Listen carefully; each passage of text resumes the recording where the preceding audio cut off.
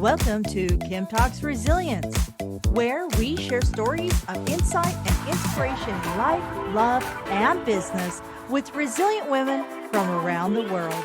Speaking with authors, entrepreneurs, founders, and coaches to learn their strategies for a more resilient life so we can all build the life we love. I'm your host, Kim Hayden. Alrighty, welcome back. I'm super excited today because we have kind of a globetrotter on the show today. She is practicing what she preaches. Beverly Smirnis is a life journalist and published author who believes that people should never settle for the easy path. Those of us who have children totally can get that one. Nothing's easy. But to choose a path of passion instead. So we're going to dive a little bit more in that. And especially, bringing forward, I think this is something that we hear a lot. I was just watching a podcast the other day. Oh, no, it's a Netflix special with President Barack Obama. And he actually was talking to somebody in a grocery store that said, things are different today. It used to be choose a job because it pays the bills. And now it's like choose a life of passion. And how did those two meet? It was a very interesting. And I was watching that last night, so I'm glad you're here, Beverly. Welcome to the show. Thank you so much for having me, Kim. I'm excited because I want to dive a little bit deeper into this. I want to start with a little bit of who is Beverly. Give us that pre-frame, because I was reading on your website, you and your husband, all your great travels, all the cool stuff you're doing, trucks and toys, or toys and trucks. Give me a little bit of an overview. Bring our audience up to speed. Yes. So as a journalist, I've been involved in lots of different types of media.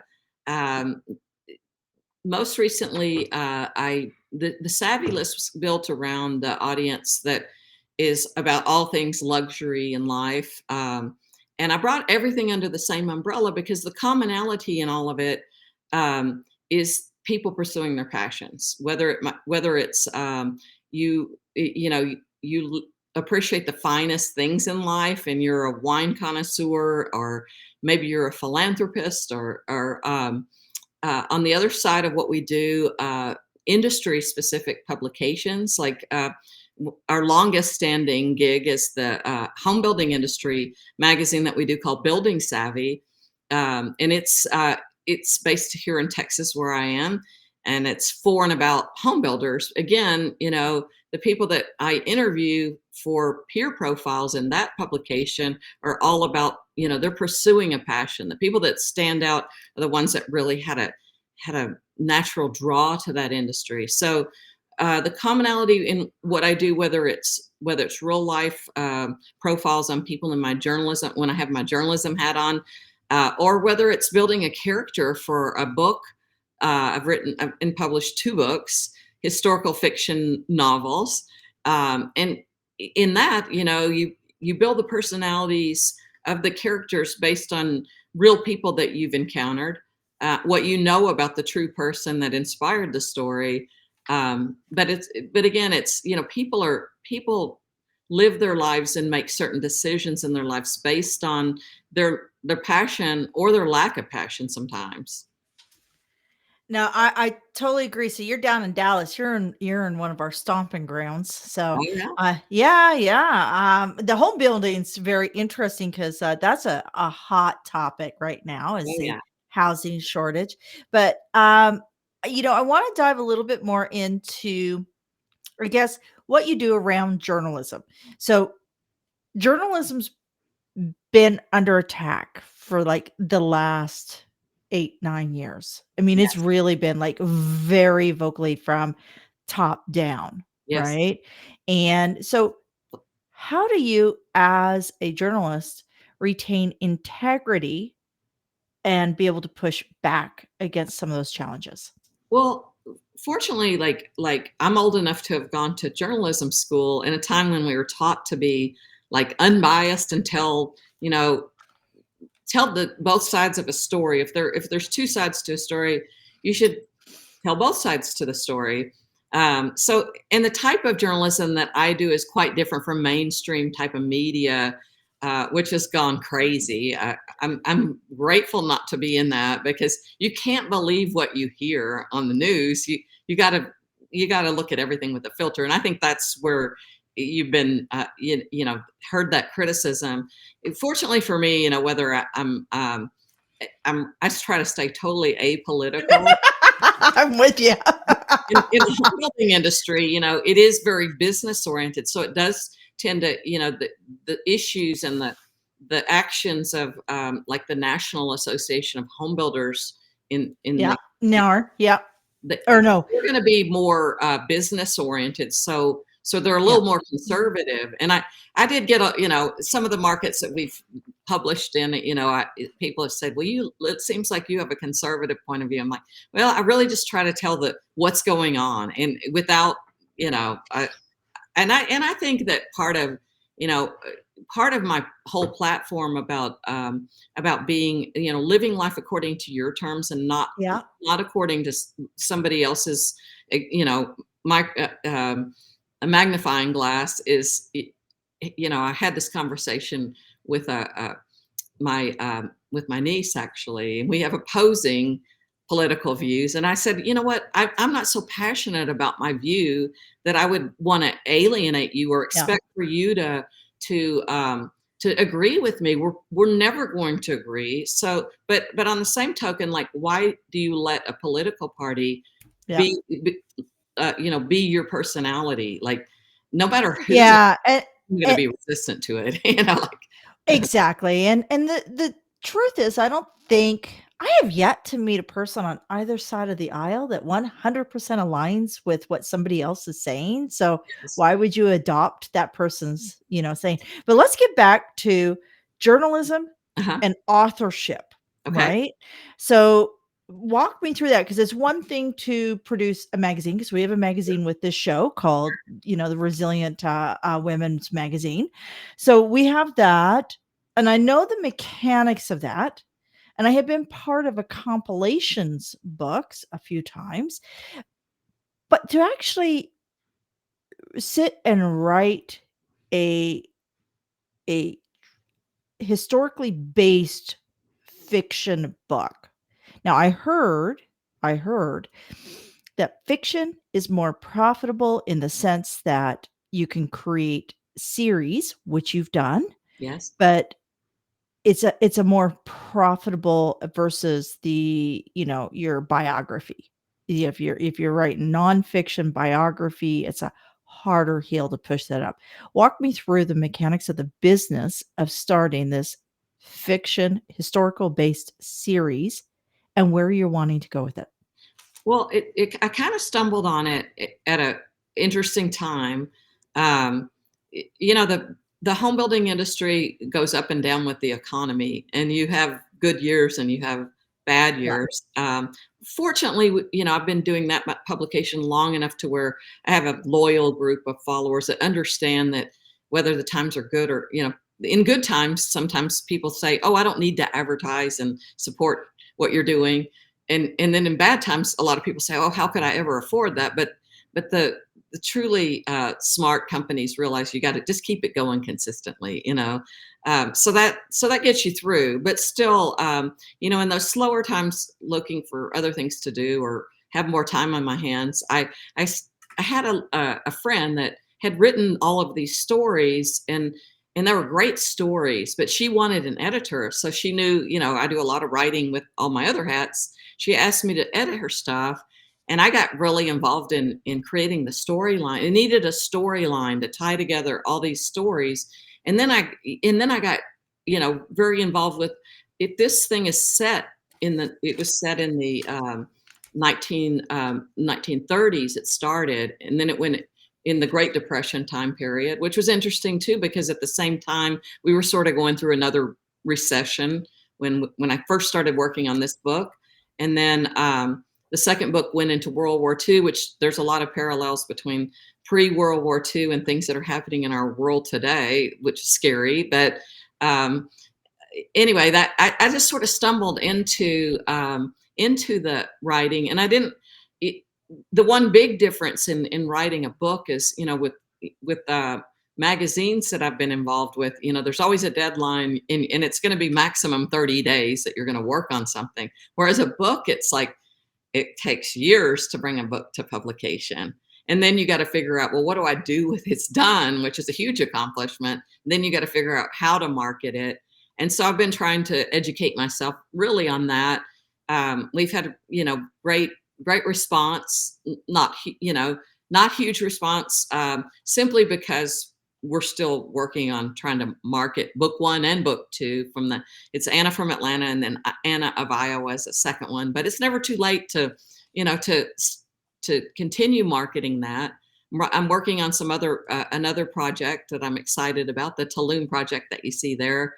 And I do think that the Tulum project, Tulum is a very hot real estate destination, tourist destination. My husband and I have invested in property there. He sells real estate. He sold some real estate in Tulum, and so I have some real specific ideas on how that could become a series. I hope that either take it to a book manuscript first, and then work with the producer to bring it to the screen. But I definitely see that as like a series or something. So that's the next one in development. While we still continue to plug away at our journalism on my website, the Savvy List, you can kind of see all the different types of journalism. Still write and post about the people pursuing passions. On there, there's going to be philanthropists, people that are leading in their industry, people with very unusual careers, like women in race car driving and things like that. Oh, Those are yeah. very interesting stories. Like I interviewed one young lady who's getting her master's right now in Italy, and it's like a master's in motorsports marketing and supercars and stuff. And Yeah. she's one of 10%. There's only 10% of the people involved in that industry are women. She's young. She's well spoken. She was a guest on my podcast, and I just found her super fascinating because she really represents, not letting other people. Oh well, women don't usually. There's not a lot of women in that industry. Why would you choose that? She's pursuing her dream and not letting anyone quash it. So That's and we're seeing that more and more, and those are such amazing stories. So, I always ask like a story of resilience, and you've already touched on being part of the real estate world. It's very up and down. And then you have this choosing a path of passion, right? So bringing in this journalism, and it's interesting because it sounds as if you're very much within the structural editing of mhm. journalism, which actually it's funny because then that directly lines then kind of that mindset around real estate. So I can see how all of that comes together. Walk me through how you pivot, how you continue to move forward when the markets dump, like in 2008, where right now we're seeing the markets went off the rails and now they're coming down. I think Dallas's market is down like 22% from its high during COVID. So we're seeing that around the world. This is around the world. This is not unique to Dallas. Right.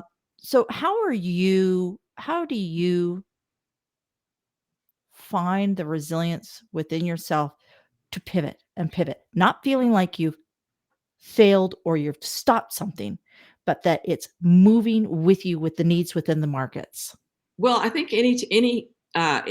whatever you do, if you're working as an individual, an entrepreneur, you have to have that in you because there's going to be ups and downs, and this goes back to not letting anyone tell you like uh, I grew up. My parents are like golden generation, and so they're like, you have to go to college, and your dream job would be going to work for corporate America. And I kind of, I've always been a bit of a rebel, and now fortunately, if I would have, I know if I would have pursued that path, I would have been miserable. And now we have our millennial kids that are very, very much different mindset. they're telling, a lot of their parents did take the traditional path, and they're seeing them get, you know, these companies get bought or downsized, and somebody that's worked for a company all their career life is just thrown out with the trash. And so sure enough, why would these millennials want to follow that path? They've seen their parents struggle, they've seen somebody else make money off of their parents' shoulders. So I think that anybody that chooses to resist that has to have a lot of resilience and backbone and determination. And the best I can always encourage people, as I did. I had a natural talent for writing, and that showed at an early age, but I didn't really know until I took my first journalism class. I was in college.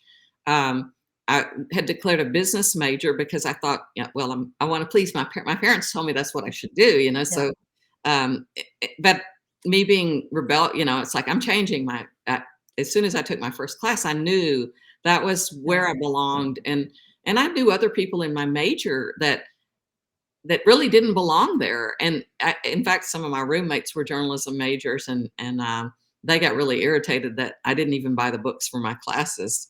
It was common sense to me, and I just said, well, if it's not common sense, if this is not your calling, you should be looking at a different major. Like so.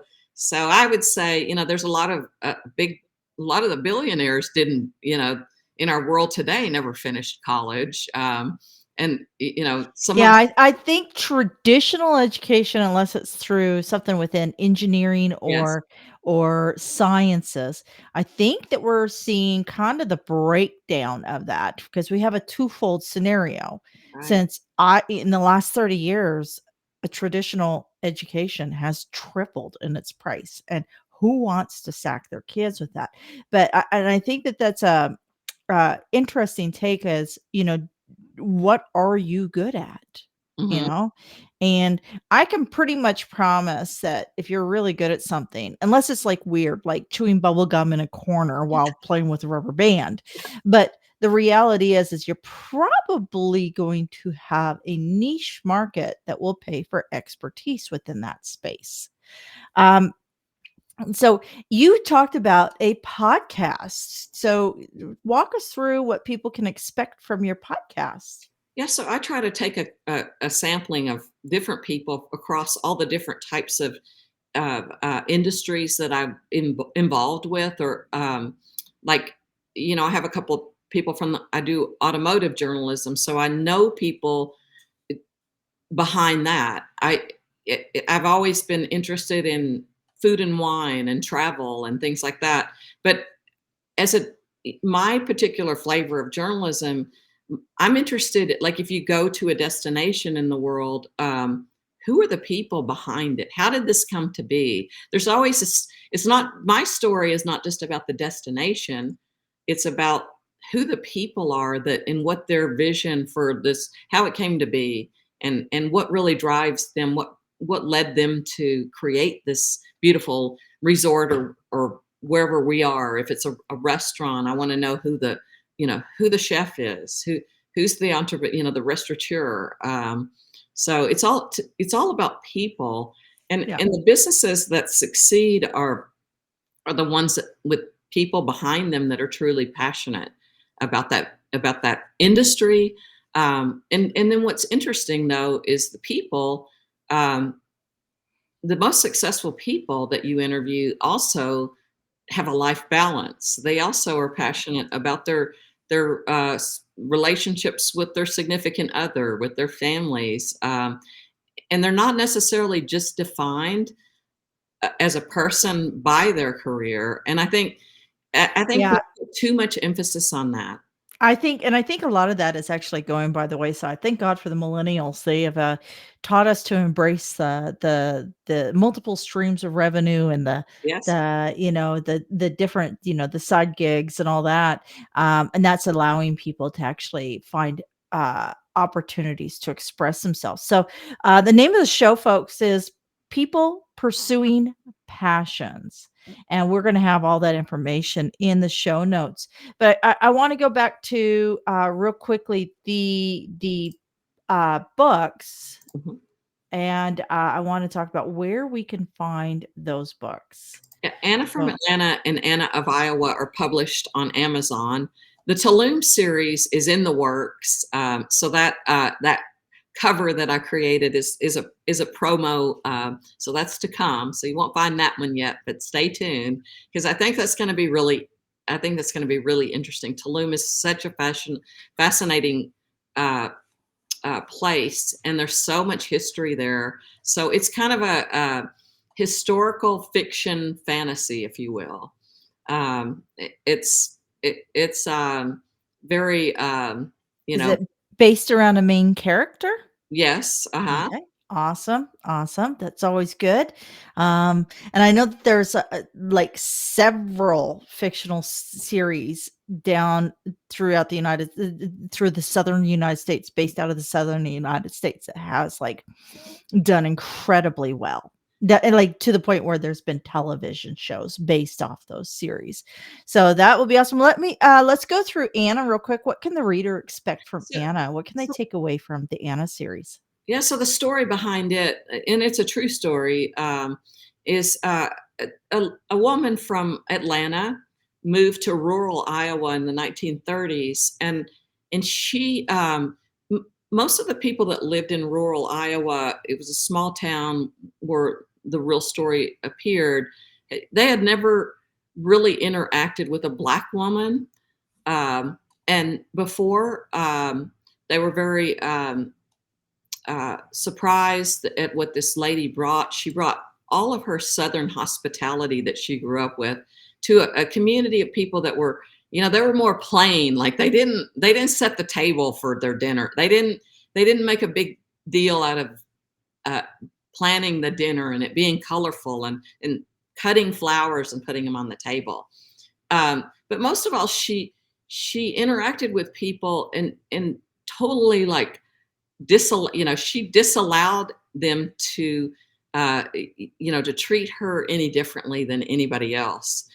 And and she also she was brought to Iowa to take care of this handicapped child, very severely challenged child, born to the town's doctor.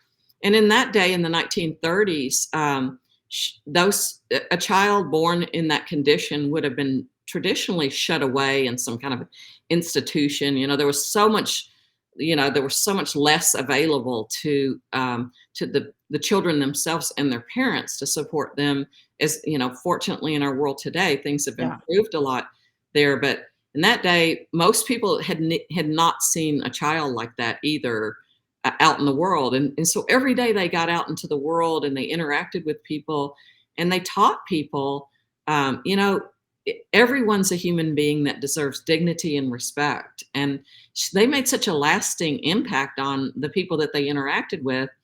My co-author's father and grandfather told her stories about this woman, Anna, which was her true name. Um, we th- and how much of an impact that she had on their lives. She taught them about, you know, to appreciate people, and she would punish these kids. The kids would make fun of the child that she was taking care of. She would punish them by making them come over and read to the child. And in the process, though, their punishment, they ate the best cookies that they'd ever tasted in their lives. And she was also trying to learn how to read herself by listening to the children read. So it was all a win-win. And it was, but she was very strong-willed and very, she could make people do things. Like she made those kids come over. I think she'd threaten them if they didn't come over. They were going Yeah, to that whole kill 'em with kindness. So, yeah, yeah, I yeah, love that whole win-win-win. I think if we all worked a little bit harder to be in the win-win-win yes, mentality, I think when we saw the evolution of the '80s, that whole kind of and I know Wolf of Wall Street was not the '80s. I know Enron was not the '80s, but I mhm, think the '80s was the kind of that birthplace of kind of that whole stock market parasitic you know, kill the deal Mhm. and somebody's got to be a loser for you to be a winner. And Yeah, it's so refreshing to be able to go back further even and see a story of a person that was just through basic politics and timing was already at a disadvantage, right, but moved forward in a win-win-win mentality. And win-win-win is actually the ethos of I do this person brings this back to this person, and then I benefit. It's not I do this for you and then I benefit. It's literally bringing an entire ethos in. And I love that. I love that you've been able to capture that in that books and I think maybe there's a learning lesson in there. for sure. Like, we dedicated both of the books to caregivers. And, there's a lot of caregivers of different types. I'm a caregiver to my mother now who's in memory care. Lots of challenges with that. But you think this woman was such an example. And we feel like, you know, we've, we've immortalized the important life lessons that this woman um, you know left behind in the world. And she never knew, of course, that she was making such an impact on the people that she interacted with.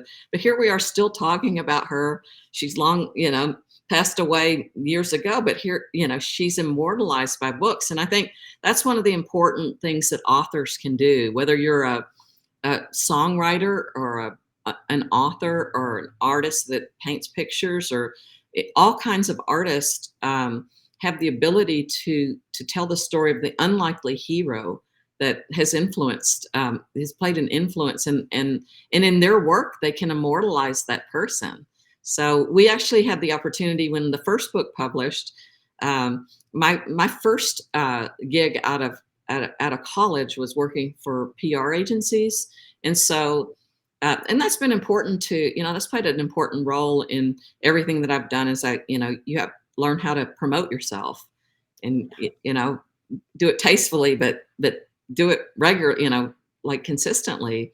And so we promoted the book with our own book tour, and it was interesting to go back and actually see the graves of the real people, the real, the woman Anna and the child that she cared for. We saw all of their, the dates that they were living and when they died, and I found out in the process that people that work in cemeteries are very passionate people. You would think that'd be the worst job in the world, but they're historians, and they can. Yes. We were able to learn all kinds of cool things that we didn't know about Anna from him. From the guy we talked to there in the cemetery in Marshalltown, Iowa, where these books were the real life took place. And you just touched on something. I think it's really critical that we actually really stop and listen to. We need to know our history so we can build a solid future. I think that there's a lot of disconnect within. I think there's a lot of disconnect in the younger generations Mhm. that are not passionate about history, that they just ignore it. They don't know it. And I think that that's leading to a lot of challenges. And if you can dig into the historical figures, even on local leadership levels, like Anna, Mhm. you can apply those lessons and that thought process to History was building a better space.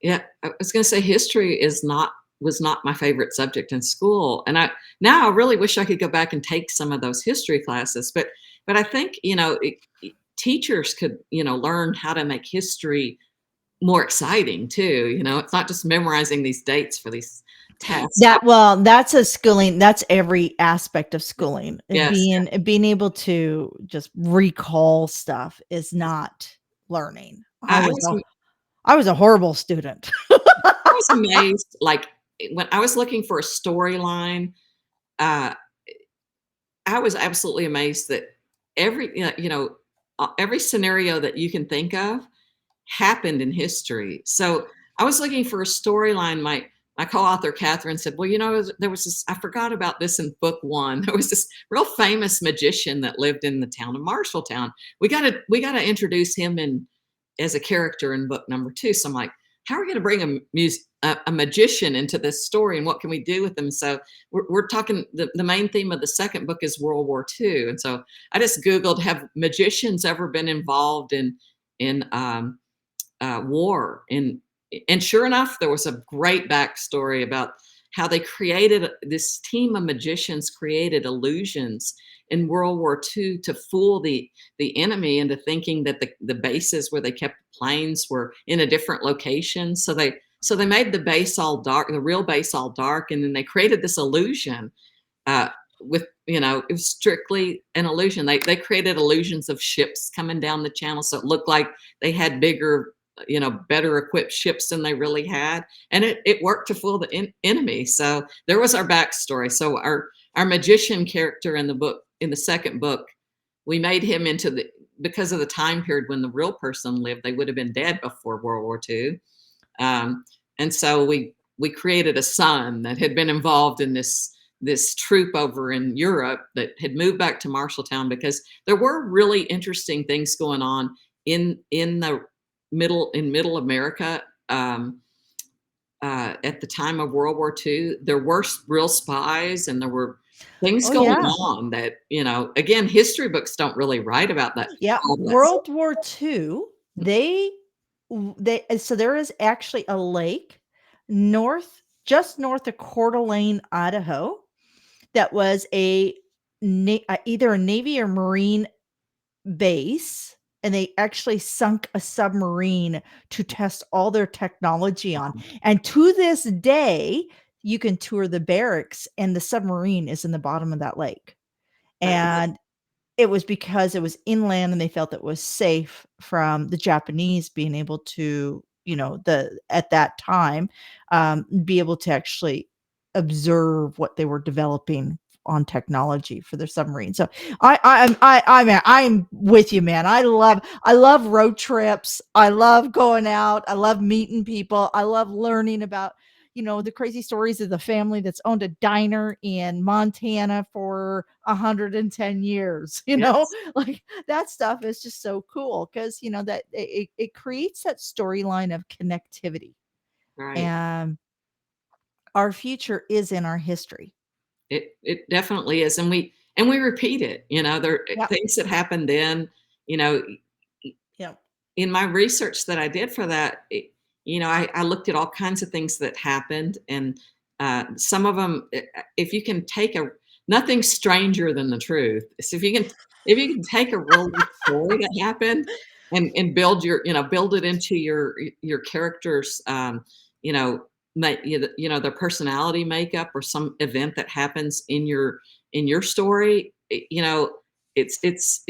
again, you find people that unlikely heroes. I'm on the email for National Geographic, and they do a lot of that, talking Yep. about commemorating people that did major. There was a cook that was involved in World War II that did saved people and did amazing things, but because of that time period, and he was like, not, he wasn't an important officer.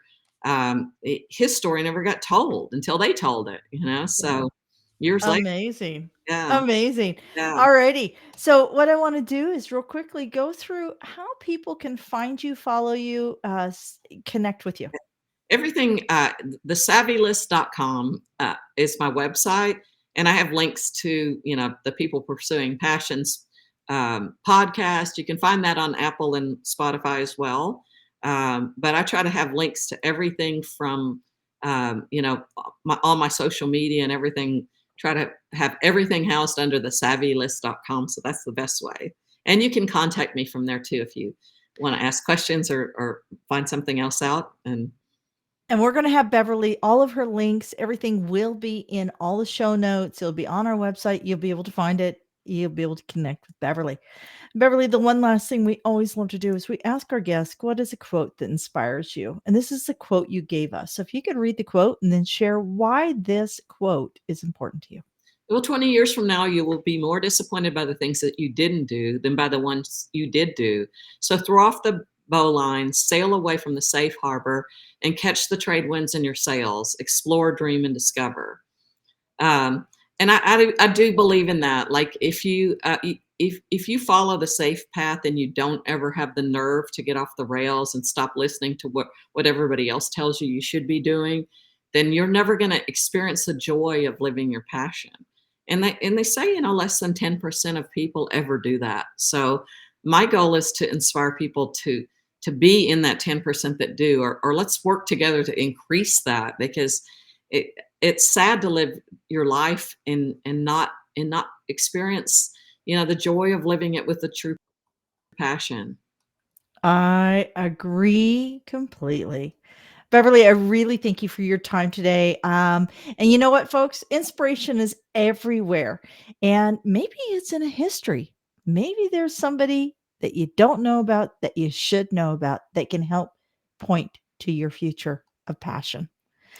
Absolutely. So until next time, thank you, Beverly. And you know what? We're out. Be sure to visit us over at resilientgift.com. Thank you for joining us here today at Kim Talks Resilience. I'm your host, Kim Hayden, and I'd love to invite you to our resilient community at resilientgift.com. That's resilientgift.com, and we'll send you our magazine and tickets for upcoming events and all sorts of cool things we do here. So be sure to keep watching, and you know what? Don't forget to like, subscribe, comment, and share, because we all know that sharing is caring.